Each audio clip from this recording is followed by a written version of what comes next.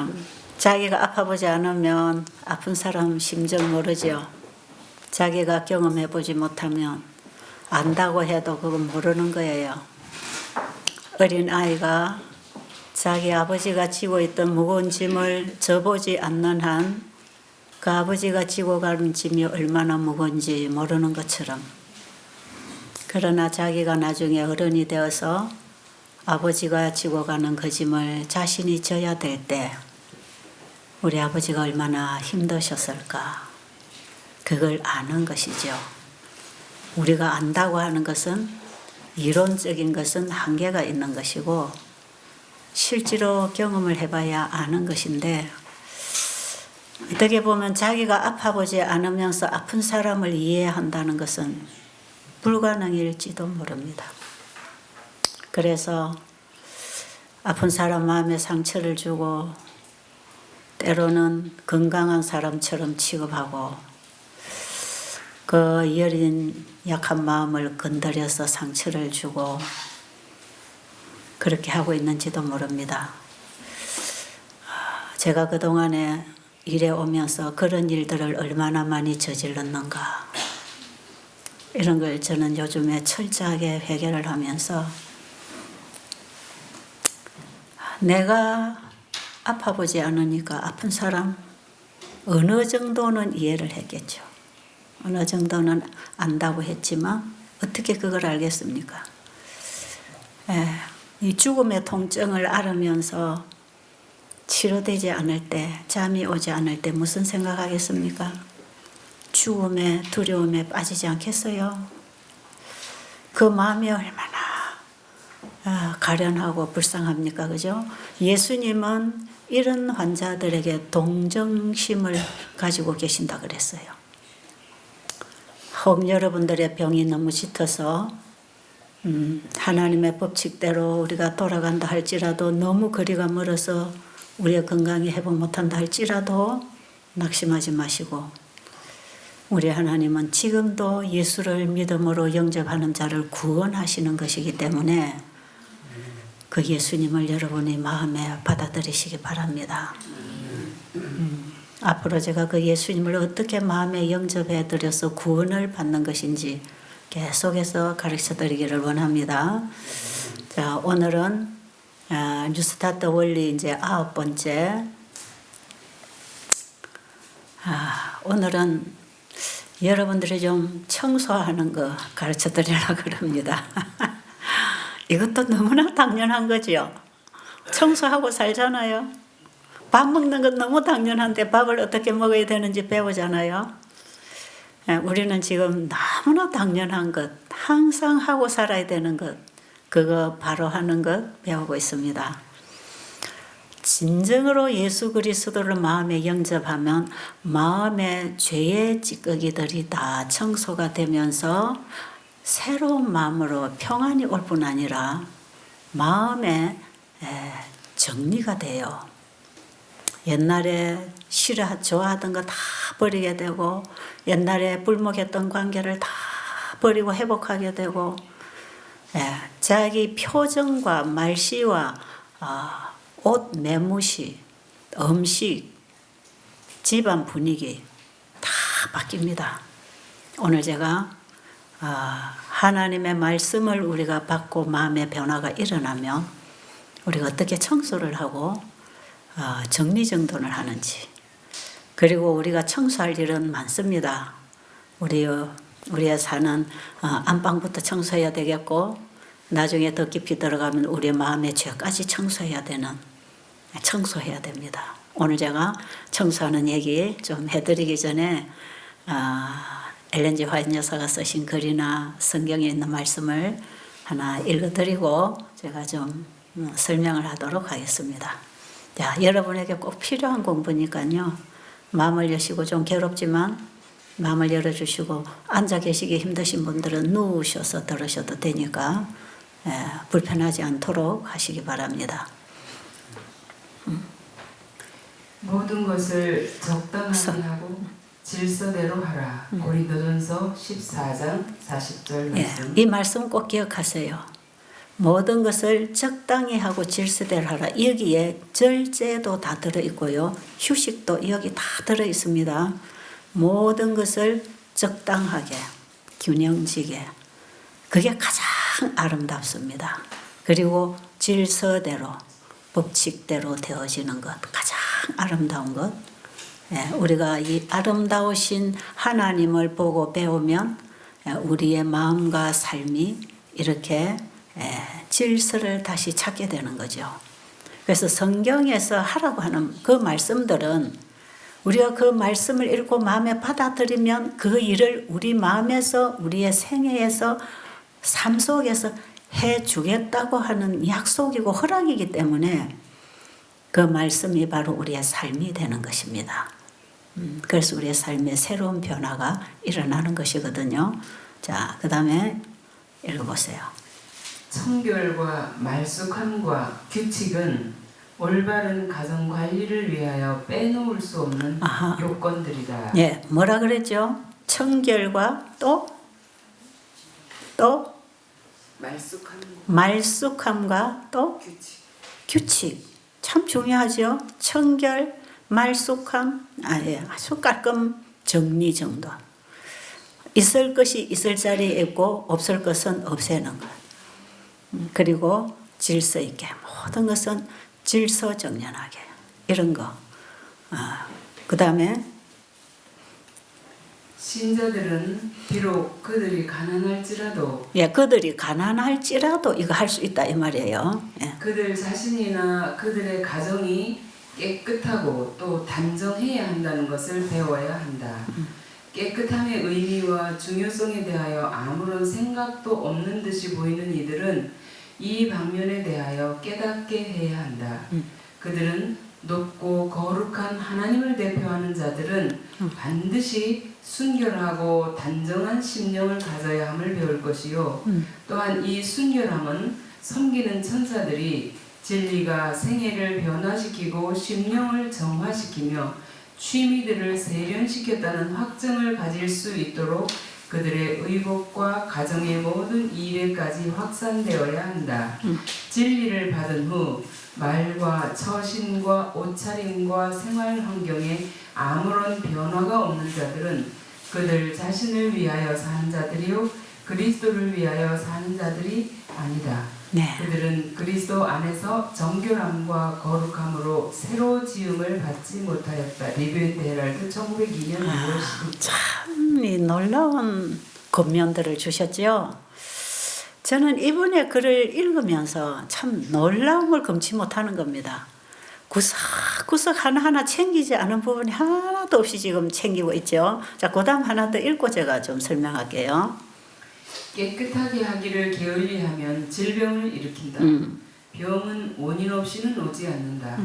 극심한 전염성 열병들이 완전히 위생적이라고 생각되던 촌락과 도시에서 발생하여 죽음과 신체 조직의 파괴를 가져온다. 많은 경우에 있어서 앞에서 말한 치명적인 독소를 공기 가운데로 발산하는 파멸적인 병균을 내포한 전염병에 희생된 바로 그런 사람들은 그 가족이나 이웃으로부터 그 병균을 빨아들인 것이다. 게으름과 부주의가 건강에 영향을 끼치고 있다는 사실에 대한 무지가 만연하고 있음을 보는 것은 놀라운 일이다. 네. 신도의 가정 21, 22. 네, 저 말씀뿐 아니라 아주 무수하게 많습니다. 청결, 위생, 질서, 규칙, 아름다움, 품위, 멋있는 거, 예쁜 거, 아름다운 거. 여러분, 하나님은 아름다운 분일까요? 아무렇게나 사시는 분일까요? 하나님은 이래도 좋고 저래도 좋고 그래 좋아 이런 분일까요? 그렇습니까? 전혀 그렇지 않습니다. 하나님이야말로 너무나 깔끔, 정결, 질서, 그 다음에 우아함, 그 다음에 다양함. 여러분, 하나님이 만드신 이 천연계를 한번 보세요. 얼마나 다양하고 아름답고 우아하고 질서정연한 조화를 이루고 있는지요. 저는 옛날에 어릴 때 그냥 교회를 다니면서 예수 믿으면 그냥 꾸실꾸실하게 소박하게 검소하게 그걸 가난하게 꾸질꾸질하게 사는 건 줄 알았어요. 전 옛날에 교회를 다니면 그렇게 살아야 되는 줄 알았어요. 머리도 틀어져 있고 얼굴에 여자가 화장기도 없고 옷도 아주 굿이 옷만 챙겨 입고 그러면서 이 봉사 잘하는 이런 보면 하나님을 잘 믿으면 저렇게 항상 옷은 옛날 유행 지난 거 그런 거 후진 거 입어야 되고 그 다음에 화장은 절대로 안 해야 되고 여러분 뭐 화장을 하라고 제가 지금 권하는 건 아니고요. 이제 그리고 여러분 나이가 한 40, 50, 60 됐어요. 그냥 이래 화장 안 하고 가만 맨 얼굴 있으면 누리끼리하게 환자같이 보입니다. 조금 생동감 있게 멋을 부리는 거는 큰 죄가 아닙니다. 그게 우리가 상대방을 대할 때에 아름다움을 줄 수 있고 나를 위해서가 아니라 상대를 위해서 나를 단장하는 거 아니겠어요? 내가 잘 보이기 위해서가 아니라 예수 그리스도가 내 안에 계시면 예수 그리스도의 아름다움을 우리는 나타내고 싶어서 우리의 얼굴 모습과 행동과 옷차림과 살아가는 살림살이 전체가 아름다워지게 되어 있습니다.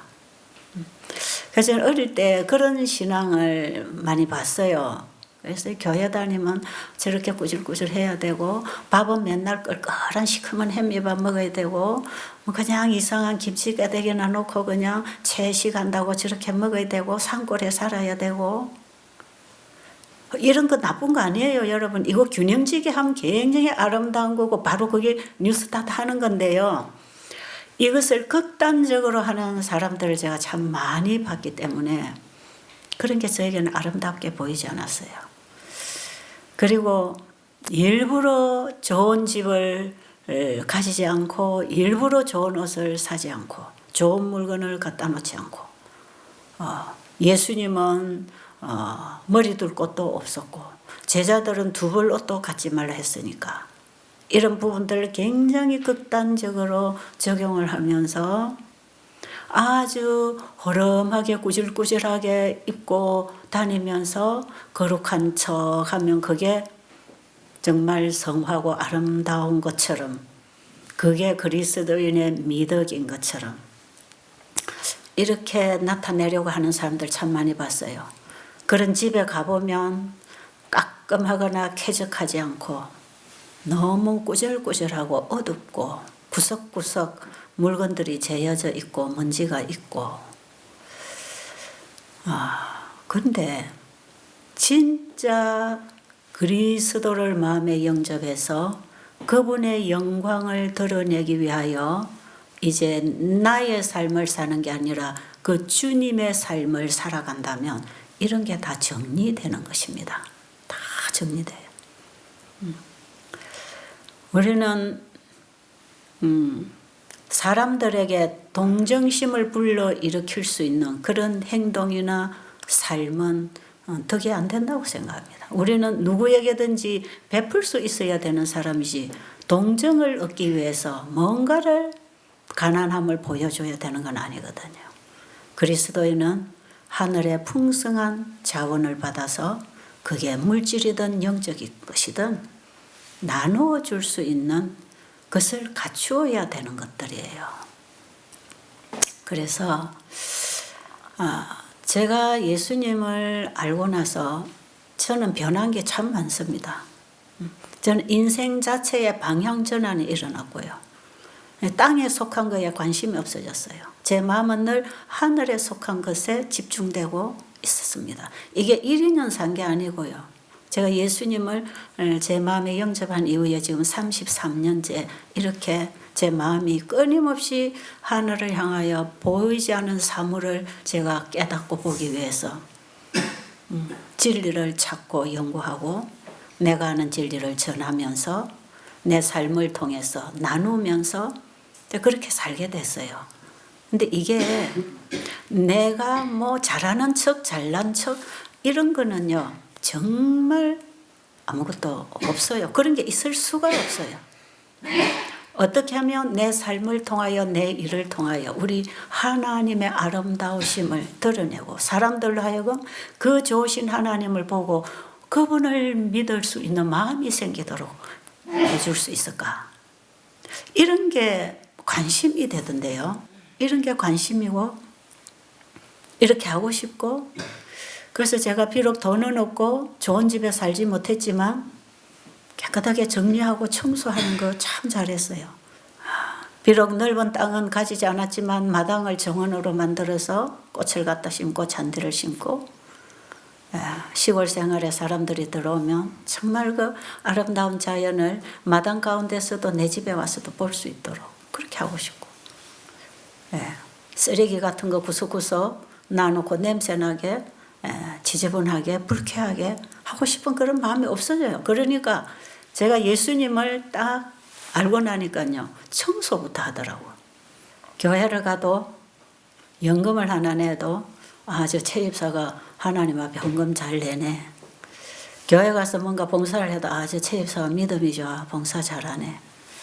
그런 기대가 은근히 마음에서 일어났고요. 그러면서 제가 교회를 열심히 다녔어요. 내가 사람을 하나 교회 데려가면 우리 목사님이 나를 전도 잘했다고 칭찬하겠지? 그 기대가 더 컸어요. 실제로 이 영혼을 구원하려고 하는 애착보다 내가 전도를 몇 명 하면 교회에서 어떻게 칭찬받겠지. 그런 것들이 굉장히 알게 모르게 저의 사상 속에 배어 있었어요. 근데 예수님을 딱 만나고 나니까요, 그런 사상이 싹 지워지는 걸 제가 알았어요. 내가 인정받고 칭찬받는 것은 나를 위해서가 아니라 아버지를 위하여 그게 필요한 것이었어요. 예수님이 그런 기도 하셨지요. 아버지의 영광을 위하여 나를 거룩하게 하옵소서 그랬죠. 예수님이 거룩해야 되는 것은 아버지의 영광을 드러내기 위해서였습니다. 왜? 나를 본 자는 아버지를 보았다고 하셨기 때문에. 그럼 오늘날 그리스도인들은 나를 보고 예수님을 보라고 해야 되기 때문에, 나를 통해서 하나님 어떤 분인지를 보여줘야 되기 때문에, 말만 예수를 얘기하는 게 아니고 그 분위기나 음식이나 옷차림이나 가정의 정리정돈이나 밭에 가서 농사를 지을 때 바깥에 농가에 되어 있는 모습이나, 우리가 가게를 하면은 가게 안에 분위기나 그 사업장의 모든 분위기가 정말 우리 안에 예수 그리스도의 영이 사시면 그 모든 것에 질서, 말쑥함, 깔끔, 청결이 흘러가게 돼 있어요. 그래서 저는 여기 오시는 분들에게 항상 청소 얘기를 들으더라 합니다. 청소 얘기하는데 아마 여러분들도 이곳에서부터 지금 청소해야 되겠지만 이제 집에 돌아가시면 청소해야 될 겁니다. 일단은 집에 돌아가시면 어디부터 청소를 해야 되냐면 부엌의 냉장고부터 청소해야 됩니다. 냉장고 안에, 냉동고 안에 있는 음식들 다 교체해야 됩니다. 양념까지. 자료를 다 바꿔야 됩니다. 생선 동가리, 고기 동가리 있는 거 다 이제 땅 속에 묻어버려야 됩니다. 나는 이거 더 이상 이제 못 먹게 하니까 건강한 친구나 자식 줘야지, 이렇게 생각하지 마세요. 여러분들이 건강했는데 그런 거 먹으면서 병이 걸렸기 때문에 그걸 건강한 자식이나 친구에게 주면 안 됩니다. 그래서 나는 이런 거 먹어서 병 걸렸는데 나는 이제 이거 안 먹는다, 병 나아야 되니까. 그래, 너가 갖다 먹어라. 그럼 무슨 소리가 되겠습니까?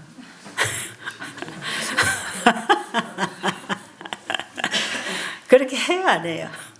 본 것처럼 말 잘하죠. 나는 이제 고기 안 먹는다. 너희들 그거 갖다 먹어라. 여러분 그렇게 전화하고 있습니까? 그런 분 혹시 있더라고. 그래서 제가 그래요.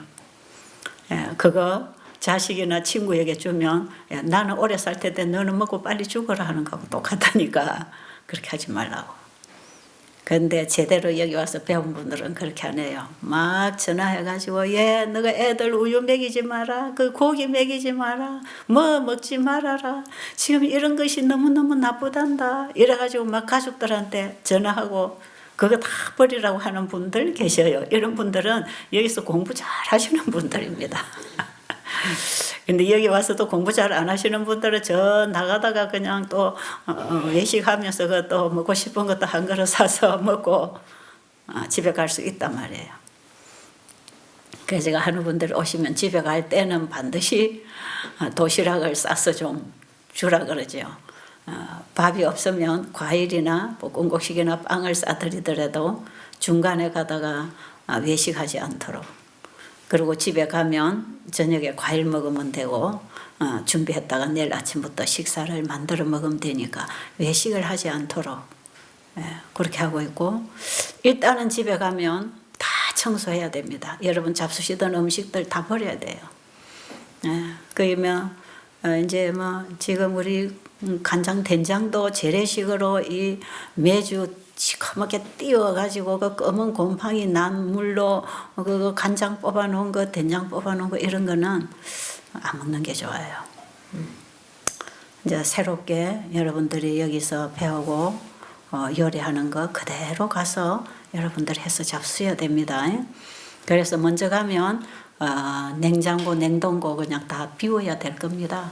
뭐 곡식 같은 거, 채소 같은 거, 과일 같은 거 놔놓겠지만 싹 청소하세요. 깨끗이 다 버리고 그냥 오래된 것들 냉동고에 재놓은 것들 싹 갖다 버리세요. 그리고 깨끗이 닦아내세요. 그리고 반들반들 닦아서 말려서 이제 여러분이 꼭 잡수셔야 될 것들을 여기서 보고 배운 대로 여러분들이 갖다가 저장을 조금씩 해서 금방금방 해 잡수세요. 그리고 여러분의 싱크대 안에 뭐가 있는지 그거 다 꺼내고 깨끗이 닦고 말리고, 그 다음에 여러분 그 싱크대 위에도 고기 해먹던 집은 가보면 싱크대가 끈적끈적하고 식탁도 끈적끈적 이런 게가 있잖아요.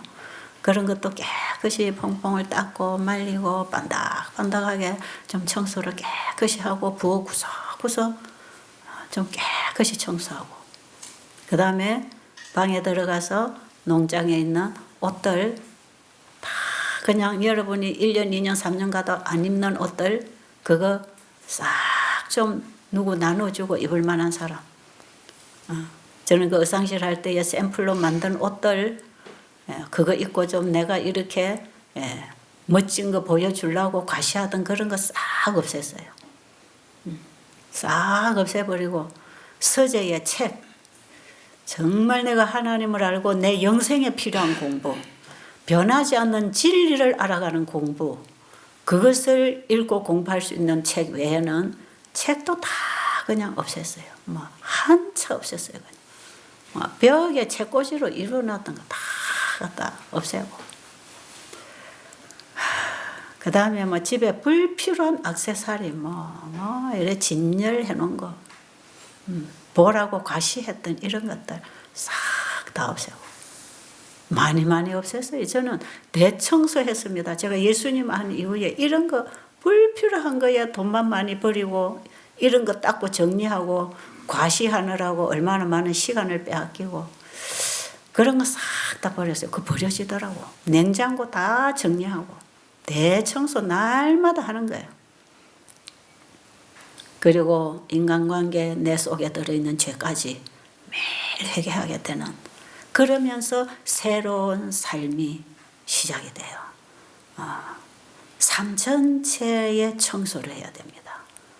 그래서 여러분이 농안에 가면 많이 쟁여져 있는 옷들 그거 좀 갖다 나누고 버리고 입을 만한 건 나누고, 그 다음에 깨끗하게 옷장 정리하고 옷 안에 옷장 서랍 안에도 반듯반듯하게 입을 것만 철철히 딱 정리해서, 그리고 여러분 이불도 정말 꼭 필요한 것들 딱 깨끗이 씻어서 말려서 깔끔하게 개서 정리하고 깔끔하게 집안을 다 대청소하고, 어떤 사람들은 막 마루에다가 막 화분을 많이 갖다 놓고 키우는데 그거 굉장히 안 좋습니다. 여러분 그 공기 집안에서 마시고 있는 거 굉장히 나쁜 거예요. 예, 그거 싹 없앨 거 없애고 햇볕에다가 내놓을 거 내놓고 집안을 다 정리하고 불필요한 살림살이 부엌에나 방에나 거실에나 아마 지금 제 얘기 들으면서 여러분 지금 여러분 집에 있는 거 다 지금 한 번씩 생각하고 계시죠? 아, 나도 이런 거 많이 있구나. 예, 그런 거 한번 싹 꺼내서 여러분이 안 쓰는 거는 그게 꼭 필요한 사람들, 가난해서 못 사는 사람들 사용하도록 나눠주시고 한번 대청소 한번 싹 해보세요. 환자들이요, 뭐 너무 힘이 없고 지치면 못하지만요, 어제가 지금 활동할 수 있는 분들이 있잖아요. 투병 생활하는 분들, 집안 청소만 이렇게 딱 하고 나도요, 정신 건강과 육체의 건강이 50%는 이상 좋아집니다. 더 좋아집니다. 확실하게 좋아집니다. 기분이 상쾌해져서요, 우울증이 싹 나갑니다. 우울증 환자들 청소 안 하는 게 특색입니다. 청소 안 해요. 우울증 환자 집에 가보면 딱 이 가정주부가 우울증이 걸렸나 안 걸렸나 가정집에 딱 가보면 알아요. 질서가 없어요. 정리정돈이 안 돼요. 깔끔하지 않아요. 모양새나 옷 매무새나 살아가는 삶 자체가 하나 정리가 안 됩니다. 예, 이런 사람들이 한번 하나하나 청소를 해보세요. 예, 하려고 노력할 때 살아납니다. 그래서 가장 좋은 운동 중에 하나가 또 청소하는 거예요. 예, 정신하고 몸하고 같이 살아나요. 같이. 굉장히 기분이 좋습니다. 여러분 농사를 지을 때 기분 좋은 게 여러 가지입니다. 예, 씨를 심기 위해서 흙을 팔 때에 힘을 쓰니까 좋지요. 그 다음 거기다 심어서 이제 싹이 나올 기대를 하면서 아주 희망적이죠. 그 다음에 싹이 나면 그걸 하나하나 바라보면서 잡초를 뽑아내면서 키울 때 하루하루 크는 재미가 참 좋지요. 그 다음에 그걸 뜯어다가 먹을 때 얼마나 신선하고 맛이 있습니까? 그리고 이 밭에다가 곡식을 심어 놓고 그게 잡초들을 싹 뽑아내고 밭을 깨끗하게 만들어 놓고 나면 그 얼마나 또 밭에 있는 곡식들이 이쁘고 잘 자라고 곡식들이 하늘하늘 바람에 춤을 추고 곡식 밭은 깨끗하게 잡초 하나 없이 깔끔하게 이렇게 농사를 지으면 농사를 짓는 거기서도요 생기가 도는 거다 말이에요. 그냥 우리는 질서 없이 그냥 이것저것 주워 심고 어지러 놓고 농기구도 여기저기 흩어 놓고 이렇게 막 쓰레기 더미도 마당에다 갖다가 막 재어 놓고 이런 식으로 생활을 하면 어지러워요. 머리가 어지러워요. 이런 사람은 절대로 진리가 와서 머리에 정리정돈돼서 우리의 마음판에 새겨질 수가 없습니다. 왜? 정신이 혼란하니까요. 정리정돈이 안 되는 거예요. 그런데 좀 우울증이 있고 이 마음이 어수선할 때도 이렇게 청소를 하고 집안 정리를 깔끔하게 이렇게 하다 보면 내 머리가 정리가 됩니다. 우울증 환자들 반드시 집에 돌아가면 집안 청소를 하고 그다음에 날마다 세수를 하고 뭐 야하게 화장을 안 하지만 얼굴에 그래도 좀 깔끔하게 얼굴을 좀 바르고 미장원에도 좀 가서 머리도 예쁘게 하고 옷도 좀 다 목욕을 하고 옷을 좀 예쁜 옷으로 깔끔한 옷으로 자기 딱 취향에 맞게 옷을 딱 입고 그리고 집안 정리하고 여러분 집안에서 요리를 하든지 가족을 대하든지 해보세요. 이거요 우울증 환자는 하기 싫거든요. 근데요 마음에서 하기 싫어서 안 합니다. 근데 마음에서부터 해야지 할 때 힘이 납니다. 우리 몸에 힘은 쓸 때 받는다 그랬죠. 우울증 환자들이 그걸 딱 떨쳐버리고 하려고 할 때 우울증도 나가고 마음의 힘도 오고 몸의 힘도 오고 해놓고 나면 기분이 좋아서 우울증이 싹 사라져버려요. 그렇게 한번 해볼래요? 네? 한번 해보세요. 진짜입니다. 여러분 이 뉴스타트 생활은요 우리의 전반적인 삶을 다 얘기하는 겁니다. 얘는 생활치료 아닙니까? 우리의 생활이 잘못돼서 온 병이기 때문에 생활을 바꾸면 치료되는 거거든요. 자 이렇게 해서 우리가 집에 가서 이제 한번 정리정돈 해보시자고. 그리고 여러분 집에 가시기 전에 여기 계신 동안에 오늘 여러분 숙소에 대청소 한번 하세요. 여러분의 침대 이불부터 털어서 딱 깔끔하게 개놓고 그 다음에 침대 밑에까지 먼지 다 쓸어내고 깔끔하게 반딱반딱 닦고 유리창에 요즘에 꽃가루 날려가지고 유리창에 뽀얗게 묻은 거 그 좀 물로 닦든지 씻든지 해서 데크까지 좀 깨끗이 썰고 닦고 이렇게 해서 청소를 좀 하고, 그다음에 화장실 변기 세면대 좀 깨끗하게 비누질해서 닦고, 그다음에 화장실 바닥에도 물기 없이 반닥반닥 구석구석 깨끗하게 좀 닦고, 그다음에 여러분 사용하는 싱크대나 거실 내 청소기 좀 밀고 구석구석 닦고, 그리고 여러분이 다니는 길 주변에 정원에 잡초 있으면 좀 뽑고. 환자들이 이렇게 하면 어떻게 될까요?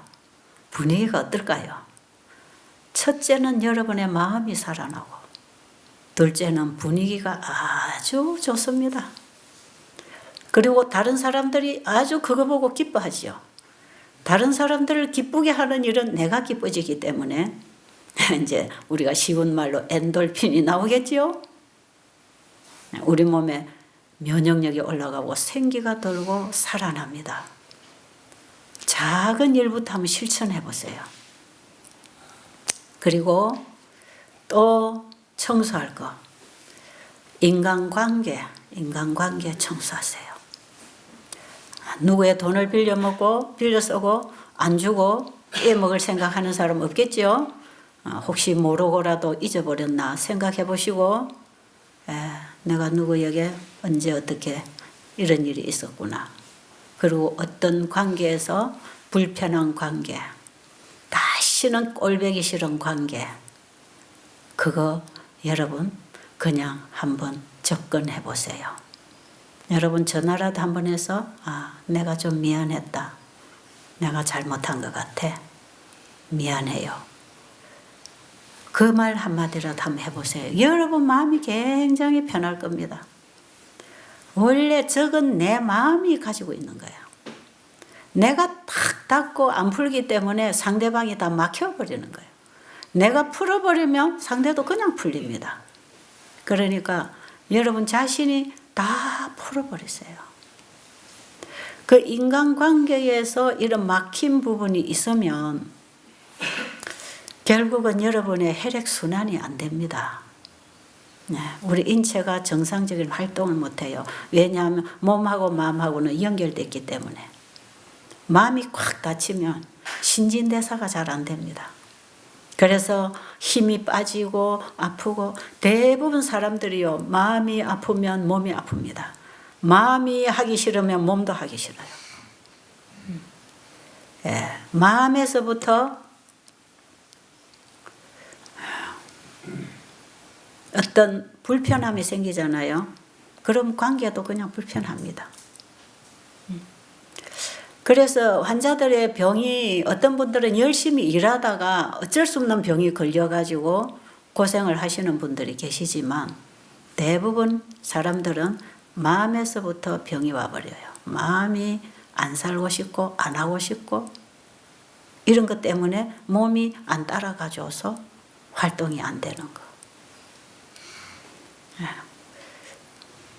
어떤 사람이 인간관계가 힘들든지 인생이 힘들면 그럼 아프다 그래요. 자꾸 아프다 그러죠.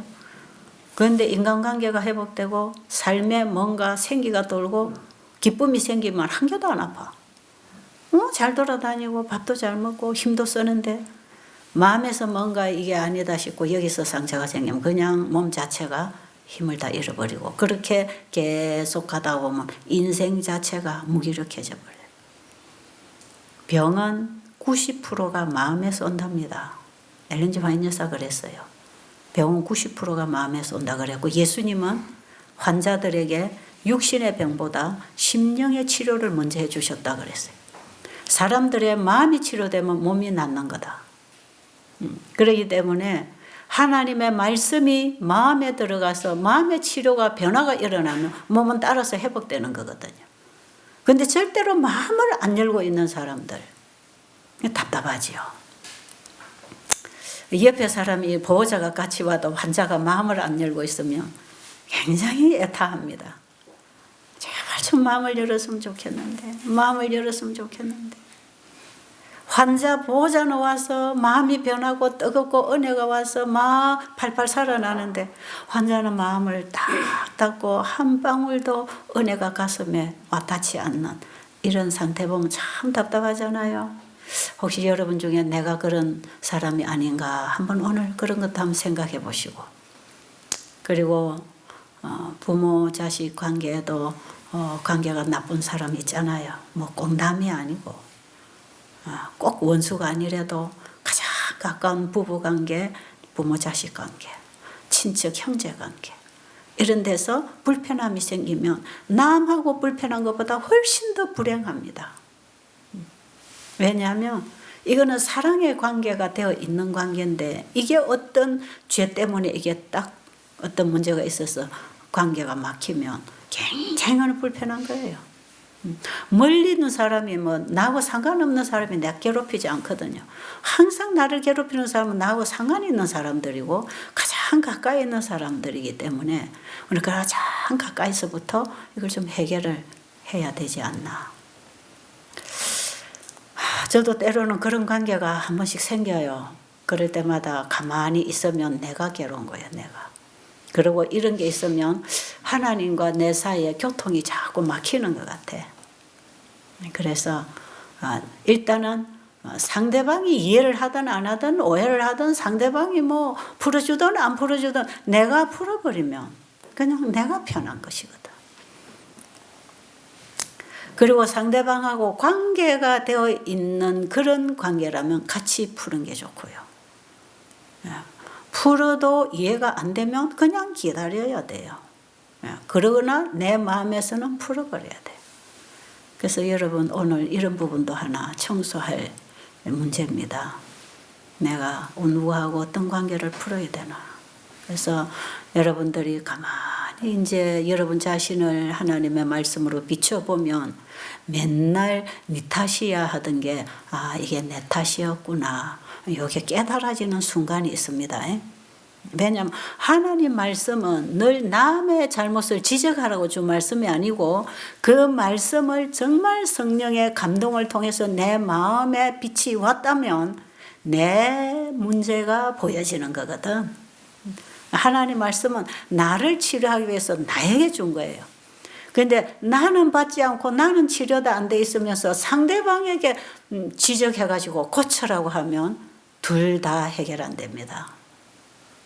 그래서 여러분 무조건 하나님 말씀은 누가 좀 들었으면 좋겠네 이렇게 생각하지 마시고 이건 나에게 필요한 말씀이다. 하나님이 나에게 필요한 말씀을 주셨구나. 그거 딱 받으면 희망도 생기는 수가 있고 회개가 일어나는 수도 있고 행동이 나가는 수도 있고 그 말씀이 어떤 말씀을 주느냐에 따라서 내 안에서 반응이 일어납니다. 자, 우리가 하나님의 말씀이 와서 우리 치료한다는 거 배웠죠?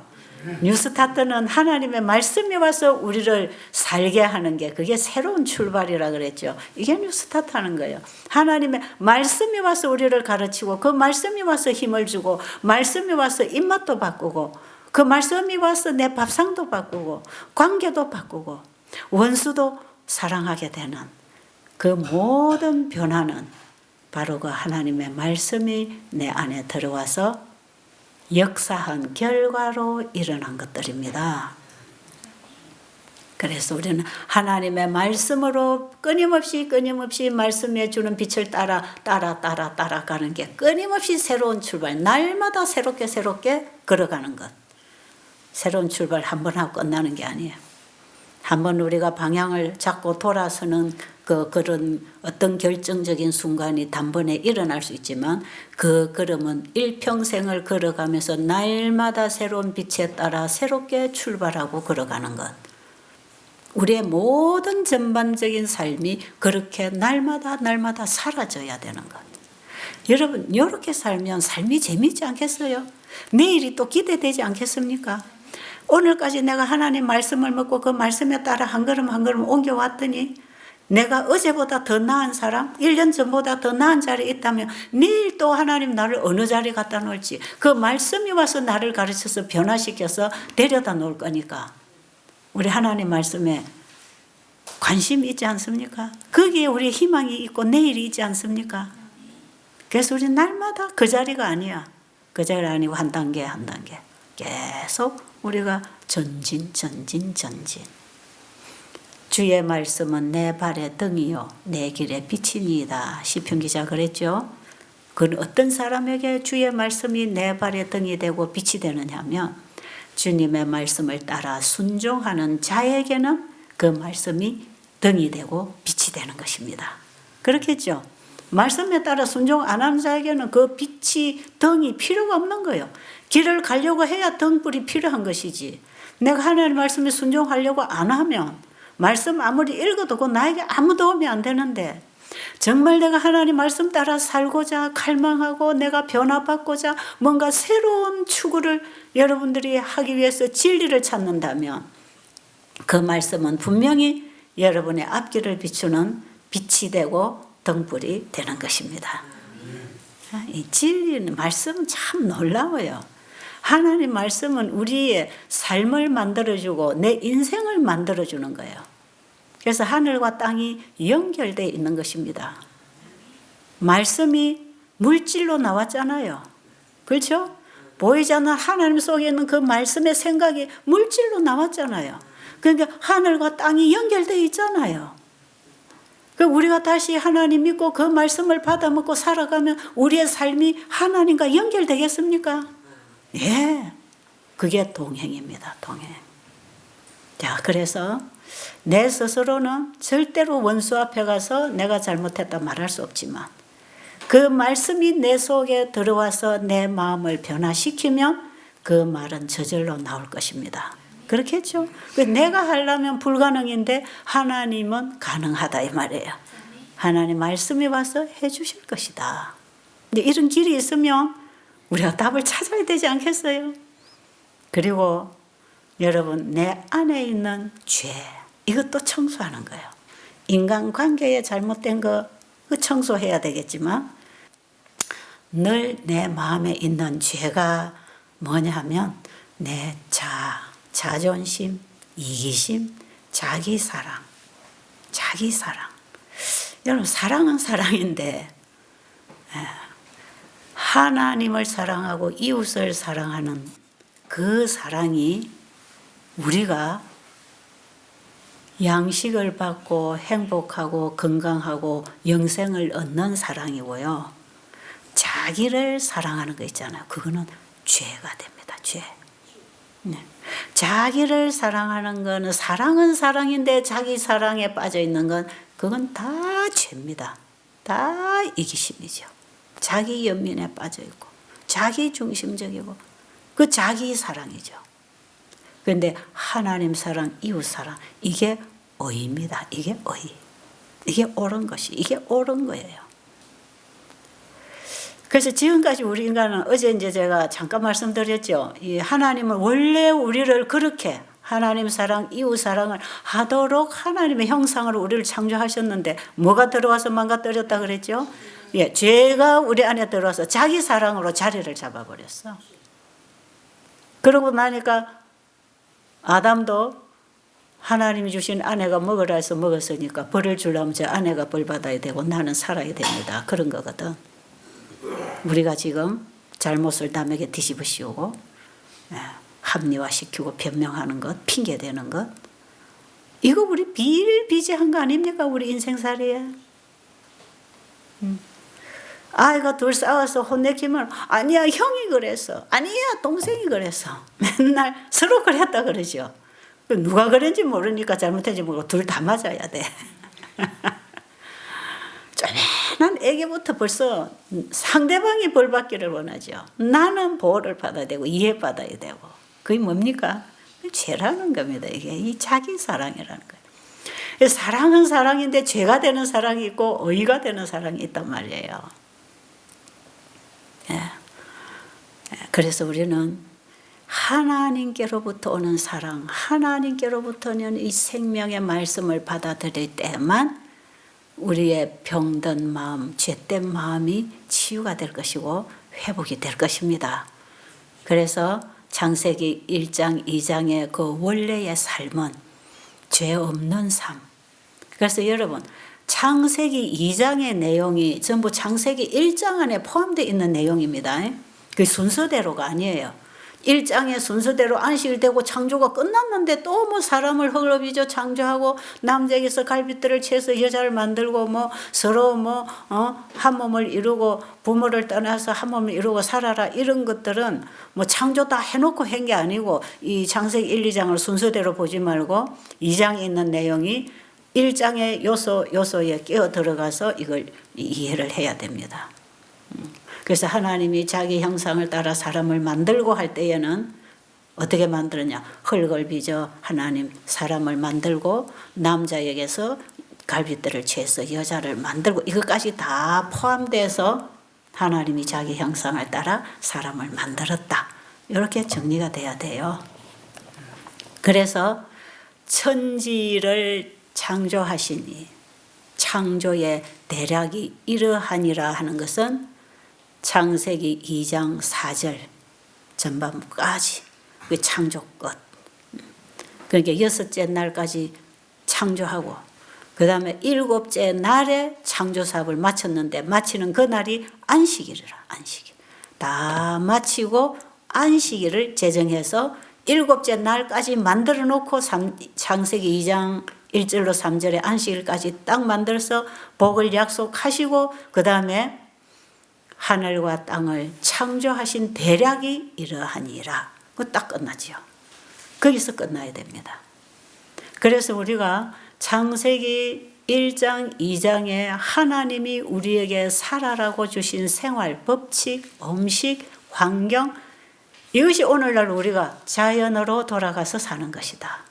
그러나 공기도 나쁘고 땅에서 나는 식물도 제대로 돼 있지 않고 과일도 뭐 다 지금 죄 때문에 약물 때문에 공해 때문에 많이 망가졌지만 그럴지라도 이런 것들이 태양 에너지를 먹고 자라는 거기 때문에 그래도 건강한 닭이나 고기 먹는 것보다 농약을 주거나 차라리 유전자 조작이 됐다 할지라도 식물을 먹는 게 낫다 이 말이에요. 그래도 왜요? 우리는 하나님의 말씀의 에너지를 먹어야 되기 때문에 그렇습니다. 그러니까 여러분이 뭘 먹어야 몸에 좋은가를 생각할 때에 농약 주고 뭐 비료 주고 뭐 병이 들고 뭐 GMO가 어쩌고 저쩌고 여러분 이 GMO 식품은 지금 비상입니다. 우리가 안 먹어야 되는 게 지금 들어왔어요. 그래서 하나님께서는 이런 때를 보시고 진작에 시골로 가족을 데려가서 자급자족을 하라고 하는 말씀들을 다 주셨어요. 그 에덴 동산 바로 거리로 돌아가라는 거 지금 세상이 이렇게 하나님의 법이 무너지고 다 하나님의 창조물을 망가뜨리고 땅을 망하게 하는 자들에게 곧 심판이 임할 것이기 때문에 자연으로 돌아가서 자급자족을 하고 가족들과 함께 시골에서 농사를 지면서 살아라는 게 오늘날 이 시대에 하나님 주신 메시지예요. 창세기 1장 2장으로 돌아가라 이 말이에요. 그리고 우리가 어쩔 수 없는 이런 이기적인 변명하고 핑계하고 자기 사랑에 빠져있는 이런 죄인을 예수님이 우리 안에 오셔서 이걸 다시 회복시켜 주신다고 하는 이 복음과 함께 우리는 창세기 1, 2장으로 돌아가야 합니다. 이해하시겠죠? 자, 그래서요. 실제로 변화해야 될 것은 우리의 환경, 음식, 삶 전부인데 이것은 어디서부터 변해야 되느냐? 내 마음에서부터 변화가 일어나야 돼. 그래서 제가 내일 아침에는 어떻게 마음이 변하는지 그 방법을 또 좀 가르쳐 드리려고 해요. 관심 있습니까? 네. 이거 배우기 원하세요? 네. 지금 여러분이 듣고 있는 이런 내용들은 하나도 여러분 삶에서 무시할 수 있는 게 아니에요. 그냥 제가 말만 뻔뻔하게 설교를 하는 사람이 아니에요. 이거 우리가 알고 지키고 살면 건강과 영생을 얻을 수 있는 길입니다, 이게. 그러니까 우리가 잘 배워서 실천해야 되겠죠? 네. 예, 오늘도 여러분 그 희망을 가지고 행복하게 하루 지내시기 바랍니다.